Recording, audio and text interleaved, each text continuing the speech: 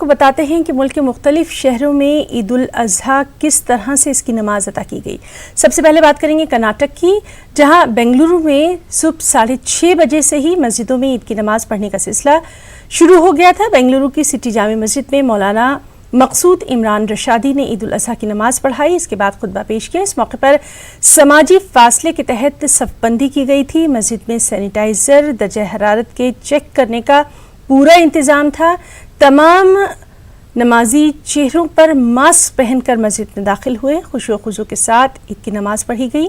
اس موقع پر کورونا سے پوری انسانیت کی حفاظت کے لیے خاص طور پر دعائیں مانگی گئیں۔ ملک کی ترقی، امن و امان اور خوشحالی کے لیے بھی دعائیں کی گئیں۔ نماز کی ادائیگی کے بعد حضرت ابراہیم علیہ السلام کی سنت پر عمل کرتے ہوئے جانوروں کی قربانی کا سلسلہ بھی شروع ہوا۔ آج سے لے کر 3 دنوں تک اللہ کی راہ میں جانوروں کی قربانی انجام دی جائے گی۔